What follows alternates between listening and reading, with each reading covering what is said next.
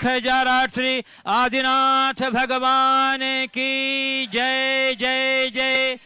बोलिए प्रातः स्मरणीय संत शिरोमणि आचार्य गुरुवर विद्यासागर जी महामुनि राज की जय जय जय। बोलिए गुणायतन प्रणेता संघ का संविधान प्रवर्तक भावना योग प्रवर्तक प्रखर वक्ता परम पूज्य 108 मुनिवर श्री प्रमाण सागर जी मुनि महाराज की जय जय जय। परम पूज्य मुनिवर श्री अरह सागर जी मुनि महाराज की। उपस्थित धर्म श्रद्धालु सज्जनों माताओं एवं बहनों, जैसा आप लोगों को विदित ही है कि पूज्य गुरुवर का मंगलमय विहार भोपाल के बाद विदिशा की ओर चल रहा है और आज विदिशा से 3 किलोमीटर पूर्व 6 किलोमीटर पूर्व ये कमा पार सांची स्थित अग्रवाल एकेडमी में रात्रि प्रवास है और यहीं आज का संध्याकालीन ये संघ का संविधान कार्यक्रम भी आयोजित है। मैं देख रहा हूँ कि जैसे जैसे विदिशा नजदीक आ रहा है, विदिशा वालों के अंदर में उत्साह और उमंग भी उसी स्तर से बढ़ता चला जा रहा है। चलिए, और कल के प्रातः काल की मंगल वेला में पूज्य गुरुद्वय का विदिशा में प्रवेश मंगल सुनिश्चित है और इस पावन क्षण के साक्षी बनने हजारों निगाहें हजारों आंखें वहां पर बनी रहेंगी और इसका सीधा प्रसारण भी होगा। आप देखते रहिएगा। और चलिए, मैं अभिनंदन करता हूं यहाँ उपस्थित सभी श्रद्धालुओं का जो यहाँ आज उपस्थित हैं संघ का संविधान कार्यक्रम में, और उन सभी दर्शकों और श्रोताओं का जो यहाँ आयोजित संघ का संविधान का सीधा प्रसारण देख रहे हैं पारस चैनल, जनवाणी चैनल एवं प्रमाणिक ऐप के माध्यम से। उन सबों का मैं यहाँ विदिशा की समस्त समाज की ओर से हार्दिक हार्दिक अभिनंदन करता हूँ। मैं लिए चलूँ आपको संघ का संविधान की ओर। इसके पूर्व रोज की तरह हम लोग पूज्य गुरुदेव के मंगल में आशीर्वाद से अपने को अभिषेक करेंगे। तो बोलिएगा मेरे साथ, नमोस्तु गुरुदेव, नमोस्तु गुरुदेव, नमोस्तु गुरुदेव। बोलिए मुनिवर्षी प्रमाण सागर जी महाराज की जय जय जय। बंधुओं, अत्यंत प्रसन्नता है कि आज हमारे बीच गुणायतन के विशिष्ट अतिथि के रूप में श्री सुगन चंद जी जैन एडवोकेट अशोक नगर और उनके श्री पी.के. जैन, श्री राजेश ज्योति अवी आसी जैन यहाँ उपस्थित हैं। मैं उन्हें आमंत्रित कर रहा हूँ, वे पधारें, गुरुवर के चरणों में श्रीफल भेंट कर आशीर्वाद ग्रहण करें और उन्हें स्मृति चिन्ह देकर के सम्मान करेंगे। श्री बसंत जी जैन जो गुणायतन ट्रस्टी हैं और शीतल विहार न्यास ट्रस्ट के अध्यक्ष हैं, और श्री आजाद जी जैन जो विदिशा गुणायतन ट्रस्टी हैं, और श्री राजेश पारस भोपाल जो गुणायतन ट्रस्टी हैं। ये सभी इन्हें स्मृति चिन्ह देकर के गुणायतन का सम्मान करेंगे और आप लोग क्या करेंगे, तालियों का योगदान देकर के इस सम्मान की गरिमा को बढ़ाएंगे। बंधुओं, कल का वो क्षण बड़ा ही अद्भुत होगा, अपूर्व होगा, जब पूज्य गुरुद्वय के पावन चरण विदिशा में पड़ेंगे। 20 साल के अंतरालों के उपरांत आपकी जो अभिलाषा थी बहुत दिनों से, वह आज आपकी पूरी हो रही है। ये आपके साथी से पुण्य का उदय है। जोरदार करते अभिनंदन कर दीजिए बंधु इनके सम्मान के अंदर कर। और बंधु, इसी क्रम में मैं आमंत्रित कर रहा हूँ आज का यह परिसर जो अग्रवाल एकेडमी का है, इनके डायरेक्टर श्री मनोज अग्रवाल की धर्मपत्नी श्रीमती शशि अग्रवाल को आमंत्रित कर रहा हूं कि वे पधारें और गुरुवर के चरणों में श्रीफल भेंट करके आशीर्वाद ग्रहण करें। श्रीमती शशि अग्रवाल, धर्मपत्नी श्री मनोज अग्रवाल, डायरेक्टर अग्रवाल एकेडमी, कमापार सांची। चलिए, और मैं पहले प्रश्न के लिए आमंत्रित कर रहा हूं। हाँ, ज्योति जैन, प्रथम प्रश्न के लिए श्रीमती ज्योति जैन को आप आमंत्रित कर रहा हूं। उसी के बाद तैयार रहेंगे श्रीमती आशी जैन। श्रीमती ज्योति जैन और श्रीमती आशी जैन। नमोस्तु महाराज जी। हमारा प्रश्न है, शंका है कि अभी स्त्री प्रधान देश है, लेकिन हम अभी भी आजाद नहीं है। घर में कितना भी 24 घंटे काम करो, लेकिन इसकी कोई वैल्यू नहीं है। शाम को पति देव आएंगे और यही बस उनका मुंह के चाय नहीं मिली है। हम लोग कभी भी थके हुए आते, कोई पूछता ही है। मेरी ये शंका है। देखिए, आपने बिल्कुल ठीक कहा है, स्त्री प्रधान देश है और उनको सम्मान मिलना ही चाहिए।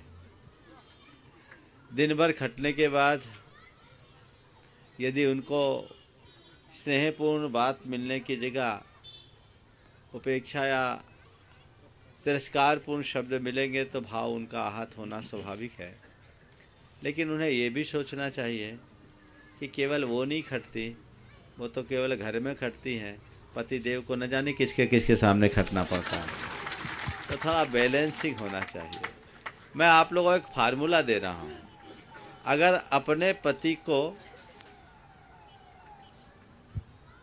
हृदय में बिठाना चाहते हो और उसका प्यार हमेशा पाना चाहते हो, तो पति घर से अपने दफ्तर से या दुकान से लौट कर आए तो पहले उसे पानी पिलाओ, प्यार से बिठाओ, कुछ खिला दो, फिर अपनी दिल की सुनाओ। देखो कैसे सुनवाई होती।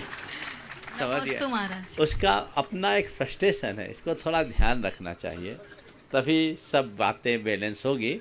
लेकिन तुम लोग ज़्यादा खुश नहीं हो, तुम लोगों को भी ख्याल रखना चाहिए।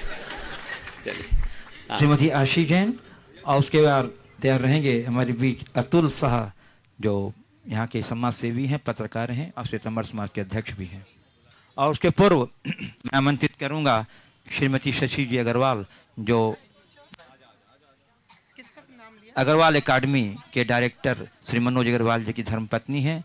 एक बार अभिनंदन कर दीजिए बंधु, उन्होंने अपना ये परिसर दे करके अपना सौभाग्य बढ़ाया ही है, और हम जैन समाज आपके बड़े कृतज्ञ हैं कि आपने। श्री आशी जैन आ जाइए, और उसके बाद श्री अतुल जी शाह, जिनके नाम में घोषणा होती है वो मंगलमय आगमनी के पूर्व शुभ संध्या पर पूरे विदिशा समाज का गुरुवर के चरणों में त्रैवार नमोस्तु नमोस्तु नमोस्तु। गुरुवर घड़ी में 3 कांटे होते हैं, तीनों की रफ्तार अलग अलग होती है, तो हम अपनी जिंदगी की रफ्तार किस घड़ी के कांटे से मिलाएं? बहुत अच्छा सवाल है। घड़ी के 3 कांटे, तीनों की रफ्तार अलग अलग है। हम अपनी जिंदगी की रफ्तार किस कांटों से मिलाएं? देखो, तीनों का उपयोग करें। दुख आए तो उसे सेकंड की कांटों की तरह दिखा लो, द्वंद्व आए तो उसे मिनट के कांटों की तरह निकालो, और सुख आए तो उसे घंटों की कांटे की तरह जियो। जीवन में आनंद है। नमोस्तु गुरुवर, नमोस्तु। श्री अतुल शाह विदिशा, जो प्रसिद्ध समाज सेवी हैं, पत्रकार भी हैं, श्वेतांबर समाज के अध्यक्ष हैं। और उसके बाद तैयार रहेंगे श्री गोविंद जी सक्सेना, पत्रिका समूह के पत्रकार। नमोस्तु महाराज जी, विदिशा की समस्त सामाजिक संस्थाओं की ओर से आपका हार्दिक अभिनंदन। नदियों के राष्ट्र भारत में नदियां सूख रही हैं, पारंपरिक जल स्रोत प्रदूषित हो चुके हैं एवं समाप्त होने की कगार पर हैं। पेयजल की शुद्धता प्लास्टिक की बोतल या बिस्लरी पर मापी जाने लगी है। विदिशा क्षेत्र की जीवनदायिनी बेतवा नदी भी इसी संक्रमण काल से गुजर रही है। पानी का अपव्यय तेजी से हो रहा है। मेरा सवाल यह है कि अपने जल स्रोतों, नदियों, तालाबों, कुओं के प्रति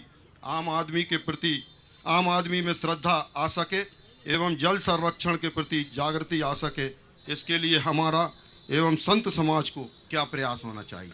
आपने बहुत ही गंभीर और संवेदनशील मुद्दा उठाया।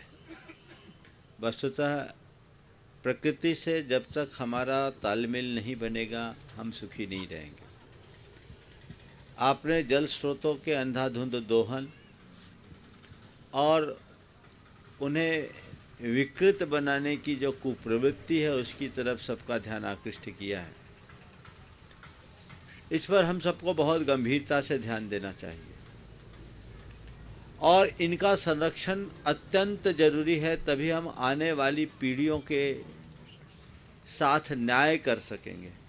यदि आज हमने ऐसा नहीं किया तो मुझे लगता आने वाले 50-100 वर्ष बाद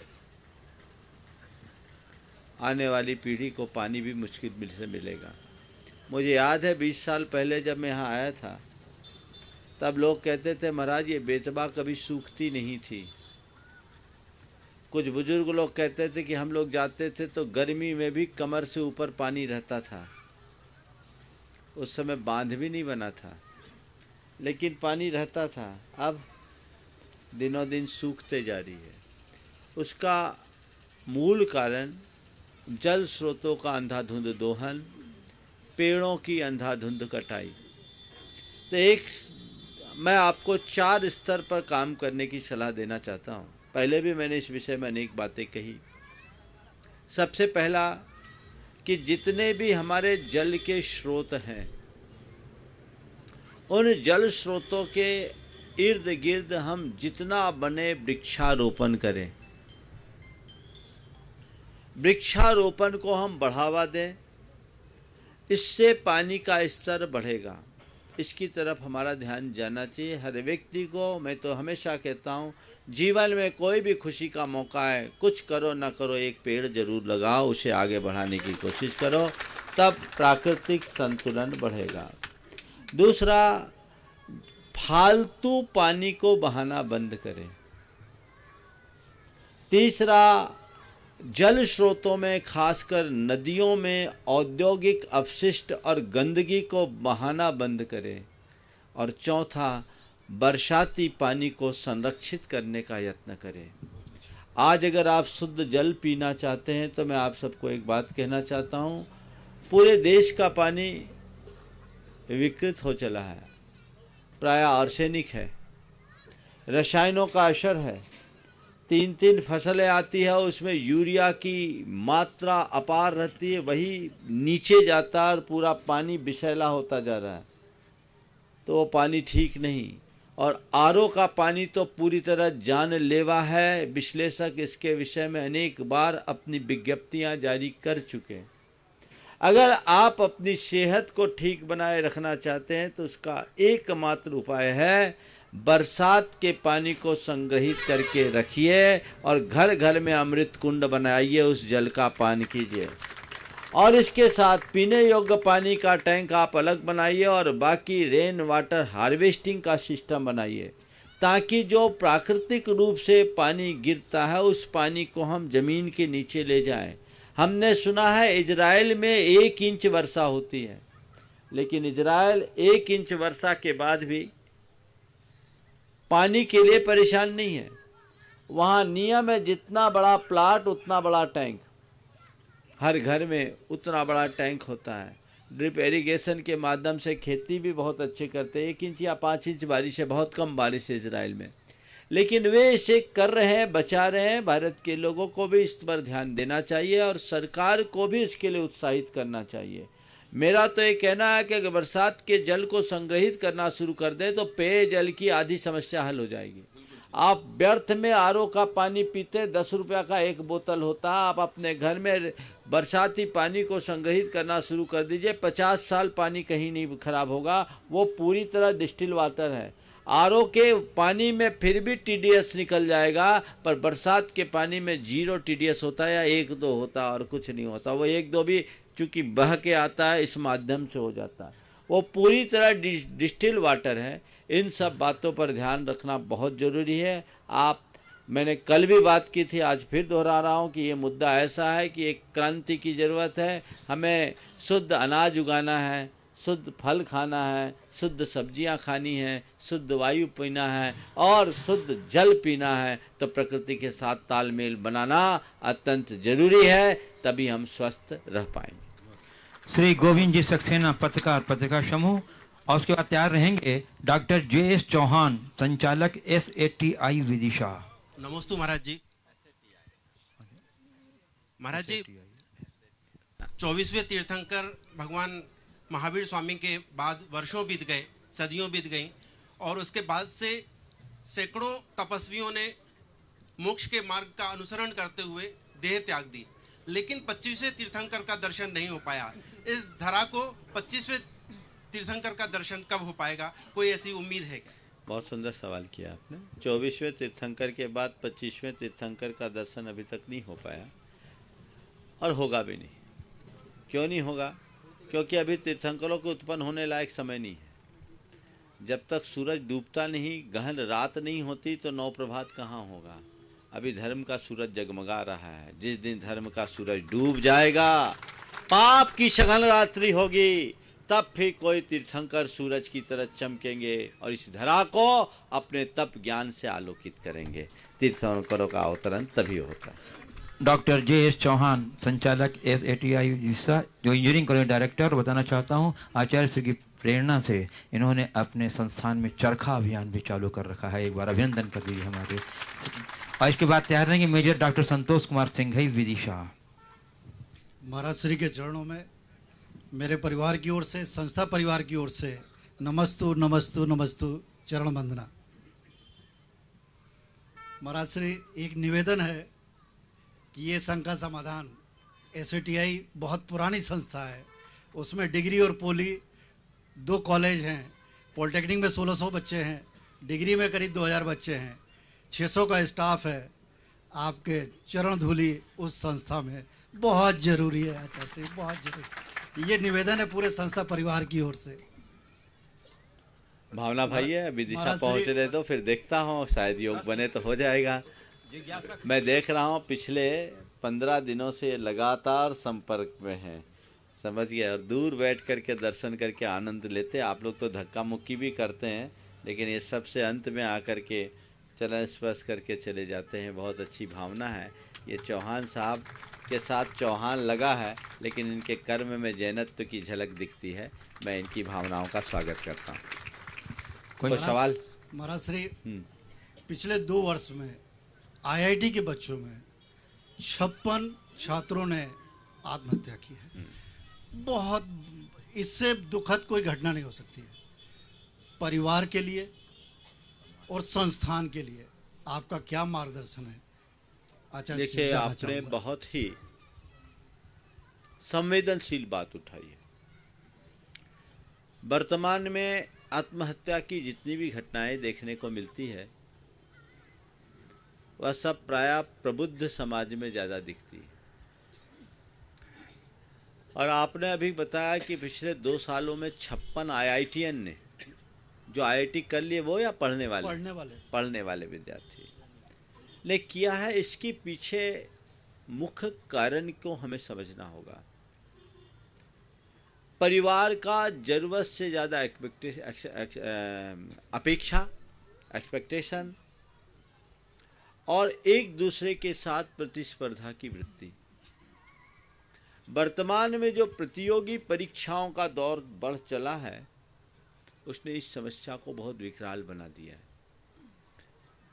आपको ध्यान होगा 2-2.5 साल पहले कोटा में एक लड़की ने सुसाइड किया था। पटना की लड़की थी, नाम मैं भूल रहा हूँ। हाँ, पटना की लड़की थी, वो कोटा में IIT की कोचिंग कर रही थी। उसने सुसाइड किया और उसने अपनी सुसाइड नोट में लिखा कि माता पिता के संदर्भ में संबोधित करते हुए लिखा कि आपके दबाव के कारण मैं IIT कर रही थी, लेकिन मैं इतना दबाव झेल नहीं सकती और इसलिए मैं आत्महत्या कर रही हूँ। और उन्होंने भारत सरकार के मानव संसाधन विकास मंत्रालय को लिखा था कि कृपया ये कोचिंग्स बंद करा दिया जाए, ये सबसे ज़्यादा दबाव यहाँ है। तो सबसे पहली बात तो मैं आप लोगों से ये कहना चाहता हूँ कि हर कोई IIT का विकल्प बंद करे। मेरे पास जब कोई युवक या युवती आते हैं कि हम IIT करना चाहते हैं, तो मैं पहला सवाल करता हूँ, क्यों करना चाहते हैं? बोले सब कर रहे हैं इसलिए कर रहे हैं, IIT करना है तो कर रहे हैं, या अच्छी जॉब मिलेगी कर लेंगे। हमने कहा ये गलत सोच है। 10 लाख बच्चे IIT में बैठते हैं और 10,000 सीट निकलती है, 1% रिजल्ट है। 9,90,000 बच्चे तो विफल होते हैं। कितना प्रेशर होता है। तो पहली सलाह तो मैं सभी अभिभावकों को दूंगा कि बच्चों को केवल नौकरी की मानसिकता से न पढ़ाएं। आज बहुत सारे इंजीनियरिंग की पढ़ाई किए बच्चे भी इधर उधर फिरते हैं। अपनी क्षमता को देखें, अपनी प्रतिभा को देखें, पारिवारिक पृष्ठभूमि को देखें और आगे के लक्ष्य को देख करके पढ़ाई का क्षेत्र चुनना चाहिए। मुझे ऐसा लगता है कि कई बार माँ बाप बच्चों की इच्छा के विरुद्ध उसे पढ़ने के लिए प्रोत्साहित करते हैं और वो उसमें सफलीभूत नहीं हो पाता, तो इस तरह की घटनाएं घटती है। दूसरा, ऐसे बड़े संस्थानों का माहौल भी बड़ा ख़राब है। अभी 2 साल पहले, पिछले साल मेरे पास एक युवक जो कानपुर से IIT कर रहा था, उसने अपने कॉलेज की दास्तान सुनाई, वो रोंगटे खड़े करने वाली थी। उसने कहा वहाँ पर कहने को बच्चे IIT कर रहे हैं, लेकिन वहाँ ड्रग्स तक अवेलेबल हो जाते हैं। तो ये सब चीज़ें हैं। इन सब चीज़ों को जो बच्चे झेल नहीं पाते या कोई किसी दबाव प्रभाव में आकर गलतियाँ कर बैठते हैं, तो उनकी स्थिति बड़ी विषम हो जाती है और इस तरह की घटनाएं होती है। हमें इन सब पर बहुत गंभीरता से विचार करना चाहिए और इनके कारणों का जड़ मूल से विनाश करना चाहिए, तभी हम कुछ अच्छा कर पाएंगे और देश को आगे बढ़ा पाएंगे। दूसरी बात, शिक्षा के साथ साथ आध्यात्मिकता भी जुड़नी चाहिए। आज हमारे बच्चे पढ़ लिख जाते हैं, उनका बौद्धिक विकास तो हो जाता है, लेकिन उनका नैतिक, चारित्रिक और भावनात्मक विकास नहीं होता। वो कुछ भी बातों को झेलने में असमर्थ होते हैं, उनकी नींव कमज़ोर होती है, और जिस महल की नींव कमज़ोर है उसको तो ढहना सुनिश्चित है ही। इसलिए हमें उसे भी मजबूती देनी चाहिए और शिक्षा नीति पर पूरी तरह से पुनर्विचार होना चाहिए। नमस्ते। मेजर डॉक्टर संतोष कुमार सिंघई विदिशा, और उसके आचार्य रहेंगे श्री अनिल कुमार जैन नसरुल्लागंज, जिला सीहोर। आचार्य गुरुवर श्री विद्यासागर महाराज की जय। शंका समाधान में सर्वमान सर्वहितकारी समाधान प्रणेता मुनिवर प्रमाण सागर जी महाराज की को सशंग नमोस्तु महाराज जी। गुरुवार मेरा प्रश्न है या अवलोकन कि जैन समाज एक समृद्ध समाज है जिसमें छोटी छोटी समितियां, ट्रस्ट एवं ग्रुप बनाकर सराहनीय कार्य किए जाते हैं, परंतु ये सभी असंगठित हैं। मेरा कथन है कि आपके संपर्क में बहुत से आईएएस, पूंजीपति, सामाजिक एवं धार्मिक संगठनों के सम्मानीय व्यक्ति हैं एवं इनके संगठन से इतनी शक्तिशाली अंतर्राष्ट्रीय एनजीओ का गठन किया जा सकता है जो प्रदेश, राष्ट्रीय सरकारों एवं अंतर्राष्ट्रीय संस्थाओं के माध्यम से संचालित योजनाओं का लाभ ले सकते हैं। जैसा कि मुझे ज्ञात है कि सभी सरकारी योजनाओं के बजट का बहुत बड़ा भाग एनजीओ के माध्यम से शिक्षा, स्वास्थ्य, गरीबी उन्मूलन, गौशाला उन्नयन इत्यादि में उपयोग होता है। उदाहरण के लिए जैसे कि भोपाल में पीपुल्स ग्रुप सक्रिय है। कृपया मार्गदर्शन प्रदान करें। आपका सुझाव स्वागत योग्य है, इस दिशा में प्रयास होना चाहिए, ऐसे कुछ प्रयास चल भी रहे। चलिए, नमस्ते। अनिल कुमार जैन नसरुल्लागंज सीहोर, उसके बाद तैयार रहेंगे श्री सुनील जैन सांची। महाराज जी नमोस्तु नमोस्तु नमोस्तु। बच्चों को माँ बाप पिता पूरे संस्कार देते हैं, इसके बाद भी बच्चों उन संस्कारों से विपरीत चले जाते हैं क्योंकि उनकी दोस्तों से ज़्यादा महत्व देते हैं। इसमें माँ बाप का क्या दोष है? देखिए, संस्कारों के साथ संगति का भी ध्यान रखना चाहिए। आप संस्कारों का तो ध्यान रखते हैं, संगति का ध्यान नहीं रखते। संगति हमेशा संस्कार पर हावी होती है। मैं अक्सर कहता हूँ कि हम केवल संस्कारों पर ध्यान न दें, संगति को ध्यान में रखें, तभी कुछ अच्छा हो पाएगा। नमस्ते। श्री सुनील जैन सांची, उसके बाद तैयार रहेंगे स्वमिल पाटनी विदिशा। नमोस्तु भगवान। मेरा प्रश्न ये है महाराज जी कि सांची बहुत छोटी जगह है लेकिन उसका नाम पूरे दुनिया में है और अंतर्राष्ट्रीय पर्यटक स्थल है और वहाँ दुनिया के सारे देशों के लोग धर्मानुयायी आते हैं। तो मेरी और सांची के लोग सबकी इच्छा थी सांची में जिनालय बने, जो आपके आशीर्वाद और आपके सानिध्य में 2000 अप्रैल में पंच कल्याण के माध्यम से वो कार्य शुरू हो गया और हम लोग को दर्शन उपलब्ध हो गए हैं। लेकिन सांची की गरिमा के अनुसार, ऐतिहासिक स्थल के अनुसार सांची का विकास हम लोग नहीं कर पा रहे हैं, जो समाज बहुत छोटी है और वहाँ पर आय के कोई पर्याप्त साधन नहीं है। ऐसी स्थिति में मेरा विनम्र अनुरोध है सांची सकल दिगंबर जैन समाज की ओर से कि आप अपने आशीर्वाद से हम लोगों को सांची के महत्व के अनुरूप जिनालय के विकसित करने में मदद कैसे हम लोग कर पाएँ, इस पर मार्गदर्शन देने की कष्ट करें। देखिए, ये बात बिल्कुल सही है। सांची आज भारत के मानचित्र पर बहुत महत्वपूर्ण स्थान लिए हुए है और विश्व भर के पर्यटक वहाँ आते हैं।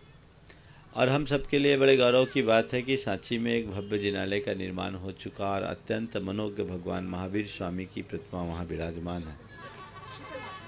सीतानाथ भगवान की प्रतिमा वहाँ विराजमान है और ये 20 साल हो गए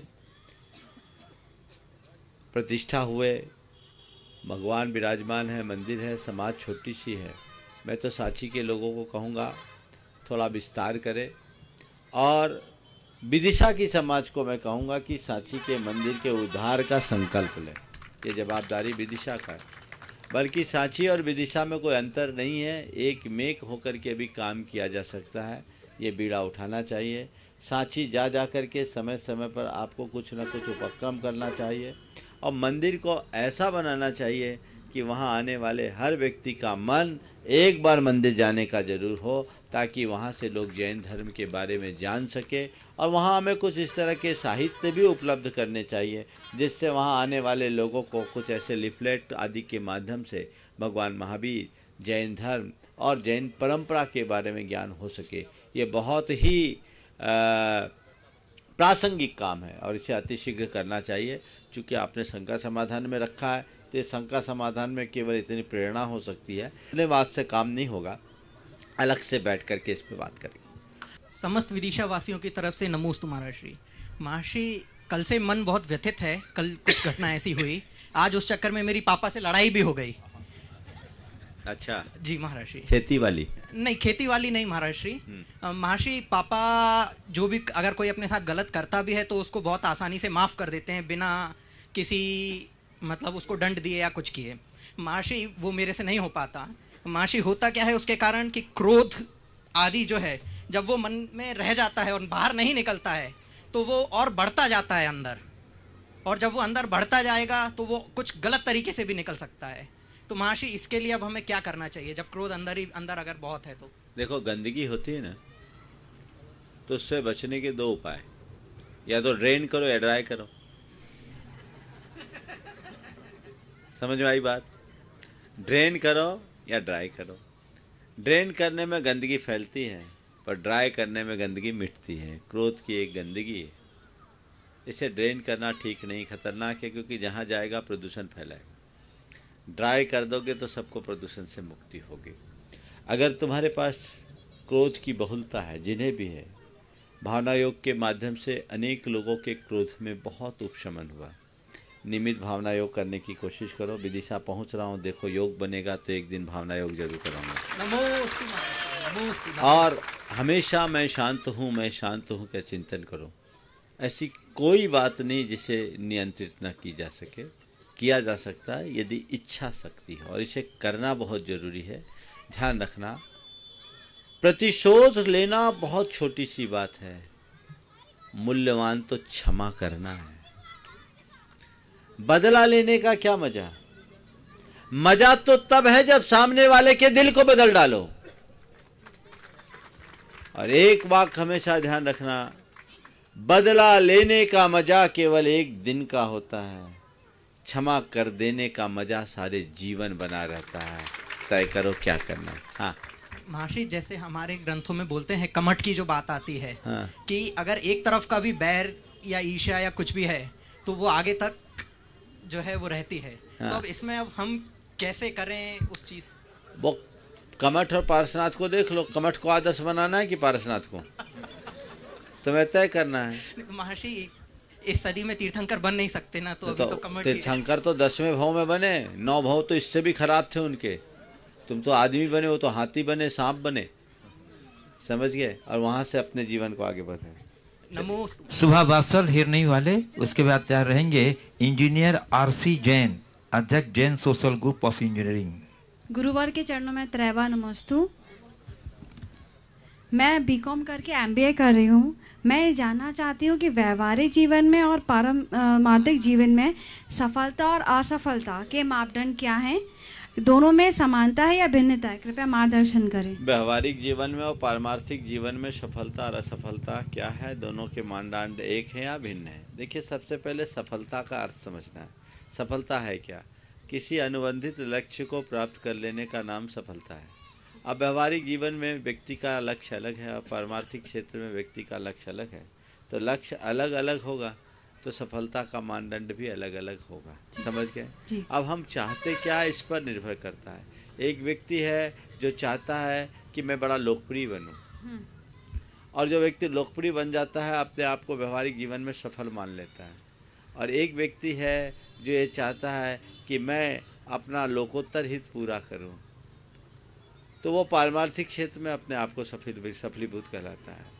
एक सोच है कि वो कहे कि लोग मुझे अच्छा कहे, और एक सोच है कि मैं अच्छा बनूं। दोनों में अंतर है। हाँ? लोग मुझे अच्छा कहे और कहला ले, ये व्यवहारिक क्षेत्र की सफलता है, और मैं अच्छा बन जाऊं, ये पारमार्थिक क्षेत्र की सफलता है। इंजीनियर आरसी जैन, अध्यक्ष जैन सोशल इंजीनियरिंग। और उसके बाद तैयार रहेंगे श्री मनोज जी कटारे, विदिशा के प्रसिद्ध समाज सेवी एवं भाजपा नेता। गुरुवर के चरणों में त्रैवा नमोस्तु। गुरुवर, मेरा व्यक्तिगत छोटा सा प्रश्न है।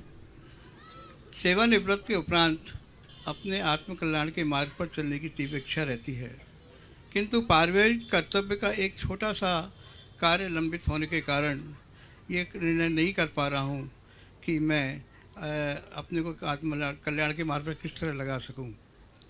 यद्यपि जैन दर्शन कहता है तो जीव पर का कर्तव्य नहीं है, फिर भी मैं चाहता हूं कि इस अपने शेष जीवन को इस पवित्र मार्ग पर किस तरह लगा सकूं। कृपा मार्गदर्शन करें। देखिए, पारिवारिक कर्तव्य कभी आत्म कल्याण में बाधक नहीं बनते।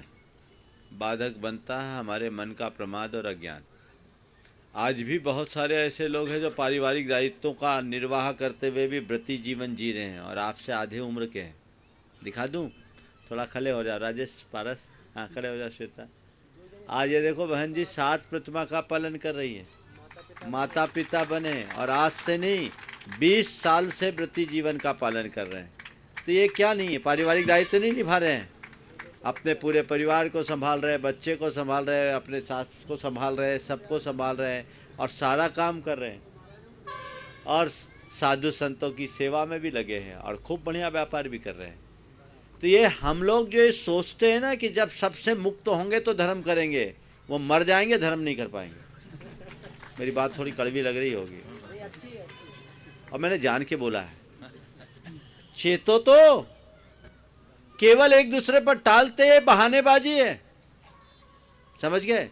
एक बार ऐसा हुआ, 2 मित्र आपस में मिले, एक दूसरे की दिनचर्या का प्रसंग आया कि तुम्हारी दिनचर्या कैसी, तुम्हारी दिनचर्या कैसी है। एक ने बोला भैया मैं सुबह 5 बजे उठता हूँ, नित्य क्रियाओं से निवृत्त होता हूँ और उसके बाद घूमने जाता हूँ, लौट के आता हूँ, थोड़ा योग करता हूँ, फिर स्नान ध्यान करके भगवान के दर्शन पूजन के लिए जाता हूँ, आता हूँ, नाश्ता करता हूँ, न्यूज़ सुनता हूँ और 9 बजे अपने दफ्तर के लिए निकल जाता हूँ और फिर शाम को 8 बजे आता हूँ, थोड़ी देर बच्चों से बातचीत करता हूँ, खाना पीना खाता हूँ और फिर थोड़ा समाचार वगैरह देखता हूँ, टीवी देखता हूँ और 10 बजे सो जाता हूँ।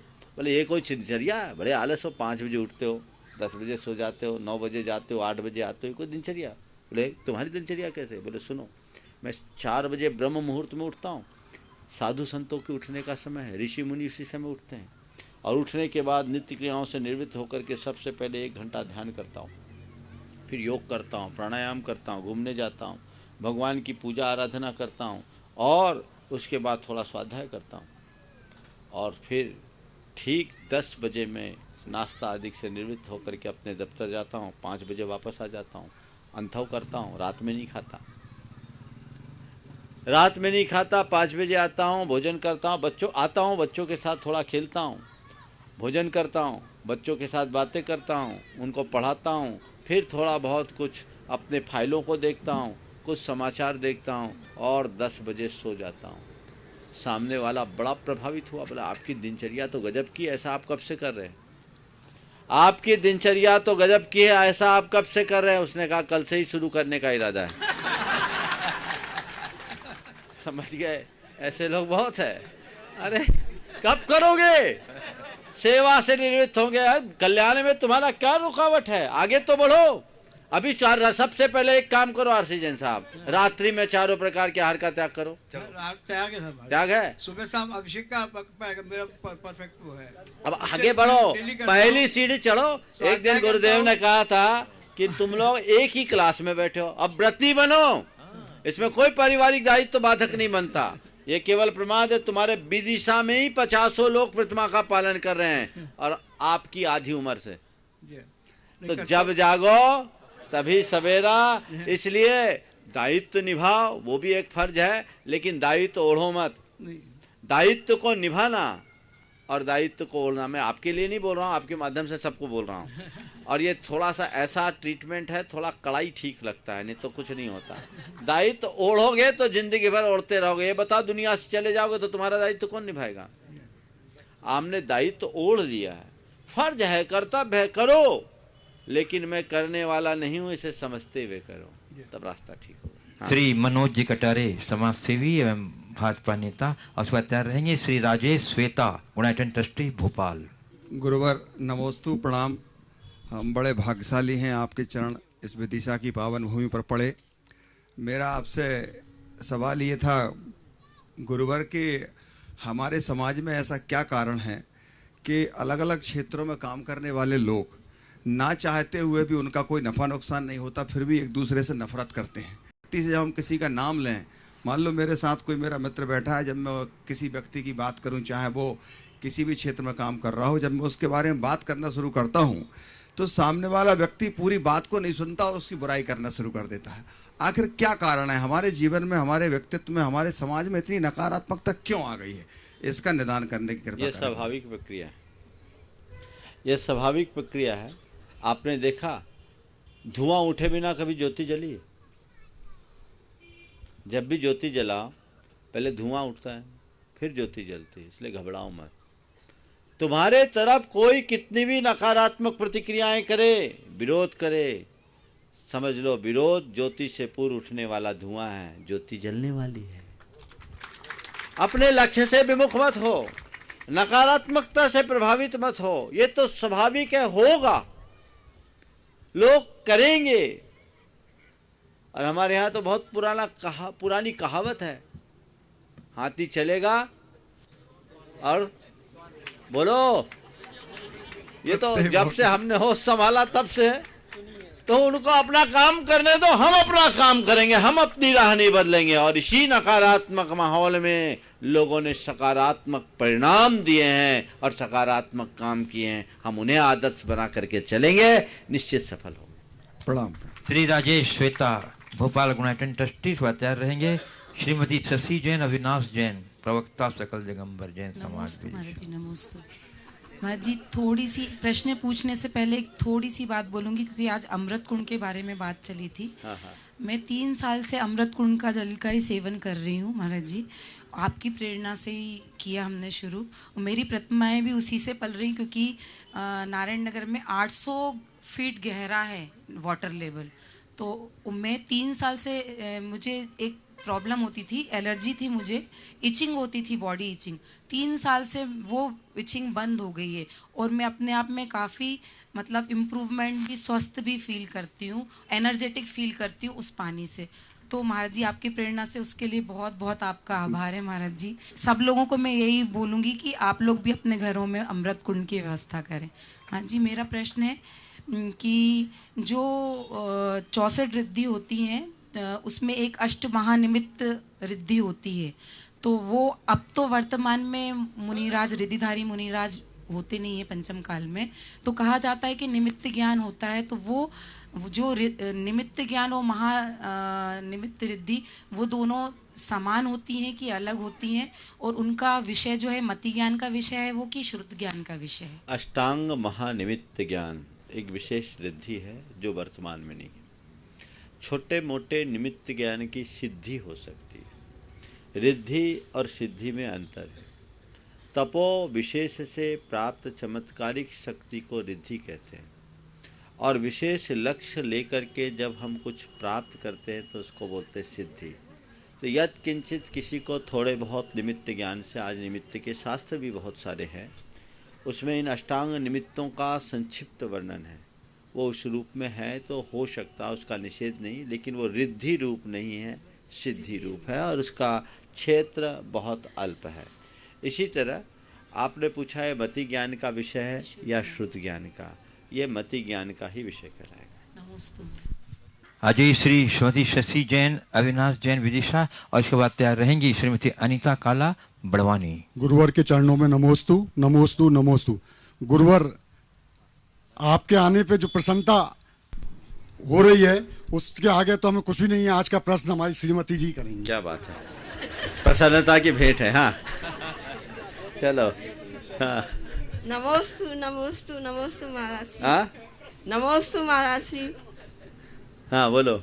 मेरी शंका यह है कि ना चाहते हुए भी कई बार अपने व्रतों को पालन करते हुए अतिचार लग जाते हैं। इससे मन में आत्मसंतुष्टि नहीं होती है, खेद होता है। इसके लिए हम क्या करें जो निरतिचार हमारे व्रत पालन हो? व्रतों के प्रति जागरूक रहें और अगर अतिचार लगते हैं तो उनका शोधन करें। जैसे आप बीज बोते तो कितनी भी उत्तम रीति से खेती करो, बीज के साथ खरपतवार उगते हैं। कुशल किसान क्या करता है? खरपतवार की उपेक्षा भी नहीं करता, उसकी निदाई गुड़ाई करके उसे हटा देता है और अपने द्वारा बोए गए बीज को आगे पुष्ट होने का अवसर देता है। इसी तरह जब कभी ऐसा कुछ हो, दोष लगे, दोष का आभास हो, उसका प्रायश्चित करें, अपनी निंदा करें, अपनी गढ़ा करें और आलोचना करें। 3 प्रारंभिक प्रायश्चित हैं। देखिए शब्दों को, निंदा, मैंने बुरा किया, अपने आप में ये बात कहना, ये निंदा है और मन में पश्चाताप होना। गढ़ा, उसी को किसी अपने इष्ट के सामने, प्रिय के सामने प्रकट कर दिया, ये मैंने गलत किया, उससे मन हल्का होता, उसके प्रति जागरूकता होती, इसको बोलते गढ़ा। और आलोचना, गुरु के समक्ष या भगवान की साक्षी में उसे प्रकट करना है, प्रभु मैंने ये गलत कार्य कर दिया, इसे मैं अब दोबारा नहीं करूं। इससे जागरूकता आती है और ये जागरूकता दोबारा गलती करने से रोकती। नमोस्तु नमोस्तु नमोस्तु। श्रीमती अनीता काला बड़वानी और उसके बाद तैयार रहेंगे श्री सनत कुमार जैन, महामंत्री शीतल विहार न्यास ट्रस्ट। मंचासीन द्वयमुनि राज के चरणों में निमाड़ अंचल संपूर्ण दिगंबर जैन समाज की तरफ से 3 बार नमोस्तु नमोस्तु नमोस्तु। गुरुवर, हमारी 5 इंद्रियां होती है। चक्षु इंद्री जो है वो सभी इंद्रियों का काम देखती है। जैसे कर्ण इंद्री जो सुनता है वो चक्षु इंद्री देखती है, घ्राण इंद्री जो सूंघता है वो चक्षु इंद्री देखती है, रसना इंद्री जो चखती है वो चक्षु इंद्री देखती है, और स्पर्शन इंद्री जो स्पर्श होता है वो चक्षु इंद्री। तो क्या पुण्य पाप का जो फल होता है वो चक्षु इंद्री के द्वारा ज्यादा रहता है कि सब इंद्रियों का अलग अलग बांटा हुआ है ये चीज? देखिए, इंद्रियों का रोल तो सबका अपना अपना है और जिस इंद्री से हम जिस विषय का उपभोग करते हैं उससे जुड़ा हुआ पुण्य पाप वैसा ही होता है। थोड़ा बहन जी के लिए जगह दे दीजिए, ये अत्यंत विषम स्थिति में आई हैं। एक सबसे पहले तो मैं आपको कहूँगा कि मनोबल की पर्याय देखना है तो अनीता जी को देखिए। ये इनके कमर से नीचे का भाग काम नहीं करता, अनेक ऑपरेशन इनके हो चुके हैं, उसके बावजूद बड़वानी महिला मंडल की अध्यक्षा है और पूरा काम करती है। पूरे 52 गजा के प्रवास में इनने बहुत सक्रिय भूमिका रखी और पहाड़ पर भी चढ़ जाती है 52 गजा तक। ये सीखने की बात है। तो ये एक हिम्मत, मन में जज्बा होना चाहिए। आज उतनी दूर से यहाँ आई हैं तो लोग थोड़ी सी बातों को लेकर के अपना मन तोड़ लेते हैं। इन जैसे लोगों से प्रेरणा लेनी चाहिए। वो खड़े नहीं हो सकती, इसलिए बैठे बैठे हाँ, तो इसलिए उन्होंने बैठे बैठे सवाल किया। आपका सवाल है कि इंद्रियों का उपभोग अलग अलग होता है तो पुण्य पाप भी अलग अलग होगा क्या? हर इंद्री के अपने अपने विषय हैं। विषयों का उपभोग जिस रूप में होता है उसके अनुरूप पुण्य पाप होता है। नेतेंद्री का विषय व्यापार अपेक्षाकृत ज़्यादा होता है, इसलिए उससे जुड़ने वाला पुण्य पाप विशेष होता है। नमोस्तु गुरुवर, नमोस्तु। श्री सनत कुमार जी जैन और उसके बाद तैयार रहेंगी शिल्पी मोती। मेरे भगवान, नमोस्तु नमोस्तु नमोस्तु। भगवान, जब आप गया जी में थे तब मैं आपसे मिला था। उसके बाद मैं सम्मेद शेखर जी गया था, तब मैं ये प्रण करके आया था कि अब सम्मेद शेखर जी जब आऊँगा, जब अपने मंदिर की शिलान्यास करा लूँगा। प्रभु, मेरा आखिरी वक्त आ रहा है, मेरी समस्या पूरी कर दो ताकि मैं सम्मेद शेखर जी की यात्रा कर सकूं। माने विदाई कर दूं तुम्हारी क्या? भावना भाव देखो निमित्त होगा। ये भी एक वज्र संकल्प मुझसे इनने कहा आप आओगे तभी कराऊंगा। हाँ। मैंने कहा मेरा भरोसा नहीं। जयपुर में भी इसलिए मिला था, अजमेर में भी इसलिए मिला था। अच्छा हुआ कि आपने भोपाल विदिशा पहुंचने के पहले रिमाइंडर दे दिया। देखते हैं श्री शिल्पी मोदी बता रहे हैं डॉक्टर DK जैन वीना। नमोस्तु नमोस्तु मासी, नमोस्तु मासी, नमोस्तु मासी। मेरी शंका यह है कि एक घटना घटती है, उसके बाद जीवन परिवर्तित हो जाता है और जीवन ऐसे परिवर्तित होता है कि सबकी निगाहें भी साथ में परिवर्तित हो जाती हैं। हम गलत नहीं होते हुए भी गलत निगाहों से देखे जाते हैं। ऐसी परिस्थिति में हम कैसे अपने आप को संभालें कि हम गलत नहीं हैं, ये सिद्ध नहीं कर सकते, और हम कैसे अपने भावों को अच्छा बना के रखें? कईयों के साथ ऐसी स्थिति होती है, एक घटना मनुष्य को चढ़ाती है और एक घटना मनुष्य को नीचे गिरा देती है। ऐसी स्थिति में मैं 2 तरह की बात करूंगा। सबसे पहले जिसके साथ ऐसी घटना घटी है उन्हें अपना धैर्य नहीं खोना चाहिए, थोड़ा सकारात्मक होना चाहिए और उसे सहने की क्षमता अपने भीतर विकसित करनी चाहिए। ये समझ करके चलिए कि जितना सहन करेंगे उतना समर्थ बनेंगे। कर्म का उदय है, ठीक है, बाकी सब निमित्त बने। मैं गलत नहीं हूँ, फिर भी गलत कहा जा रहा हूँ, चलो ठीक है, सहन करे, यही मेरी एक तपस्या है, वक्त सबको ठीक करेगा, ये हमने को करना चाहिए। और दूसरा, यदि किसी व्यक्ति के साथ कोई गलती हो जाए तो उस एक गलती से जीवन भर उसे दोषी नहीं मानना चाहिए। गुरुदेव कहते हैं पाप से घृणा करो, पापी से नहीं। बदलने में देर नहीं लगती, कोई भी व्यक्ति एक पल में बदल जाता है। और किसी भी व्यक्ति का आकलन उसके अतीत से नहीं करना चाहिए। अतीत तो सबका काला है, उसका भविष्य देखना चाहिए। एक दिन मैंने कहा था, हर अपराधी का एक अतीत होता है, हर संत का एक अतीत होता है और अपराधी का एक भविष्य। हर संत का एक अतीत होता है और अपराधी का एक भविष्य। इसलिए अतीत से प्रभावित मत हो, हम भविष्य को संभालने की कोशिश करें। डॉक्टर DK जैन वीणा और उसके बाद तैयार रहेंगी श्रीमती सरिता जैन विदिशा। महाराज जी नमोस्तु नमोस्तु नमोस्तु। बिना पधारे महाराज जी, प्रश्न ये है, मृत्यु अवश्यंभावी है और उसके बाद दूसरा जीवन भी मिलता है, उसके बावजूद भी आदमी मृत्यु से क्यों डरता है? क्योंकि मृत्यु को स्वीकारना नहीं चाहता। यक्ष प्रश्न था, महाभारत का प्रसंग है। उनने प्रश्न किया, किम आश्चर्य, आश्चर्य क्या है? भीम गए, नकुल गए, सहदेव गए, अर्जुन गए, उनको समझ में नहीं आश्चर्य क्या है। लेकिन जब युधिष्ठिर गए तो उन्होंने कहा, अहन्नहन्नि भूतानि गच्छन्ति यम मंदिरम शेषा जीवित मिच्छन्ति किम आश्चर्यतः परम।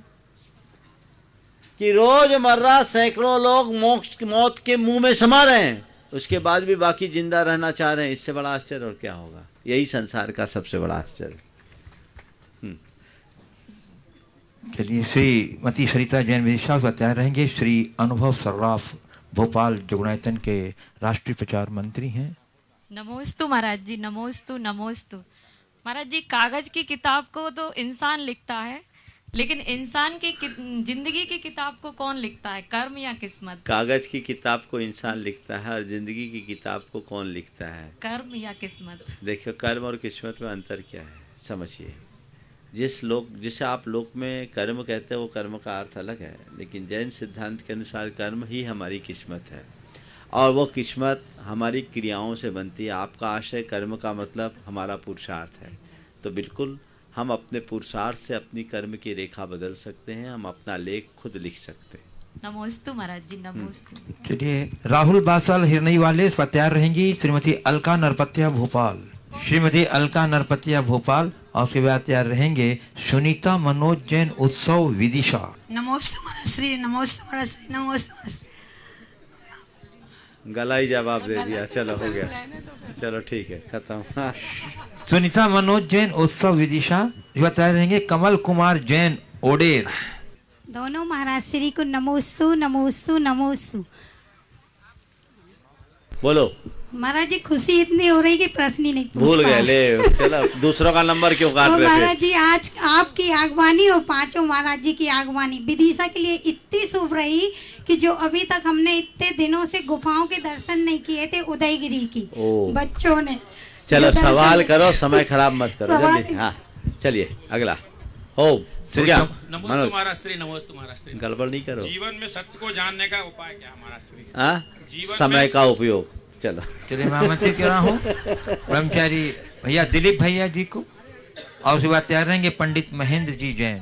परम पूज्य मुनि श्री प्रमाण सागी महाराज जी, अरस सागी महाराज जी के चरणों में नमोस्तु नमोस्तु नमोस्तु। मेरा छोटा सा प्रश्न कि मुनि महाराज, ऐसा देखा जाता है सामान्य से समाज में कि अपने गुरुओं के प्रति भक्ति तो सभी लोग रखते हैं, लेकिन उनका उत्थान जिन परिणामों से होना चाहिए और होता है वो हम तो विलुप्त कर देते हैं और अपने स्वार्थ के लिए अपने गुरुओं का उपयोग करते रहते हैं। ऐसा श्रावक के लिए कितना उचित है और कितना अनुचित, कृपया मार्गदर्शन करें।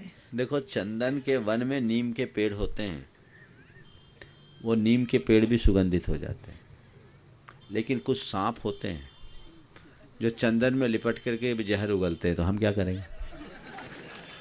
समझ गए? चंदन तो उसको भी सुगंध ही देता है। ये सब की अपनी अपनी योग्यता और पात्रता है। हम किसका कैसा उपयोग कर रहे हैं ये हमारे विवेक पर निर्भर करता है। ठीक है, नमस्ते। हाँ, ये मेरे गुरुवर के चरणों में मेरी ओर से, मेरे परिवार की ओर से, किले अंदर की पूरी समाज की ओर से पहले नाम बार नमोस्तु नमोस्तु नमोस्तु। हाँ गुरुवर, आपके चरणों में आके शंका तो समाप्त हो जाती है, पर जिज्ञासा कुछ बनी है। हाँ बोलो जल्दी। मेरी एक जिज्ञासा है गुरुवर, कि हमारे गुरुवर बहुत दयालु होते हैं और उसके विपरीत बहुत कठोर तपस्या और कठोर नियम भी रखते हैं। अब गुरुवर, मेरी एक जिज्ञासा है, हम अपने गुरुवर को क्या गुड़ की उपमा दें क्या मिश्री की? कृपा करें। उपमा के चक्कर में मत लो, स्वाद लेके आनंद लो। नमोस्तु गुरुदेव, नमोस्तु गुरुदेव, नमोस्तु। हे गुरुदेव, आपके पावन चरण कमलों में बैठ गए। 92 में आपने थोड़ा सा ठोका पीटा था मेरे को, मैं आज ठीक रहा हूँ। 2000 में आपने मेरे को थोड़ा सा चारित्र के मार्ग पर चलने के लिए, पहली प्रतिमा के लिए, अभ्यास के लिए आपने निवेदन किया था, उस मार्ग में चल रहा हूँ। आज मैं 60 साल का हो गया हूँ गुरुदेव। अब मुझे उत्थान के मार्ग पर कुछ मार्गदर्शन दें ताकि मैं समाधि पूर्वक अपना मरण कर सकूं। थोड़ी पिटाई के लिए और तैयार हो जाओ। पंडित महेंद्र जी हो गया। महेंद्र जी बोल रहे थे यहाँ। चलिए चलिए। हाँ हाँ प्रवीण पूछो। प्रमाण सागर महाराज जी के चरणों में, सागर महाराज जी के चरणों में सादर नमोस्तु। महाराज जी, विशुद्धि और शुद्धि में क्या अंतर है? विशुद्धि और शुद्धि में क्या? और शुद्धि में क्या अंतर है ना? विशुद्धि और शुद्धि में आपने अंतर पूछा है, उतना ही अंतर है जितना कि फूल की स्वाभाविक सुगंध में और इत्र की सुगंध में। समझ गए? फूल की सुगंध वातावरण में घुल जाती है और इत्र की सुगंध को एक सीमित दायरा मिलता है। तो शुद्धि बाहर होती है, विशुद्धि भीतर होती है। जो जड़ से जुड़ी हो वो विशुद्धि, और जो बाहर से आए उसका नाम शुद्धि। इस प्रकार आज के सत्र को परम पूज्य गुरुदेव के चरणों में नमन अर्पित करते हुए यहीं पर विराम। बोलिए परम पूज्य आचार्य गुरुवर श्री विद्यासागर जी। बोलिए 108 से प्रमाण सागर जी महाराज की जय। अराय सागर जी महाराज की जय।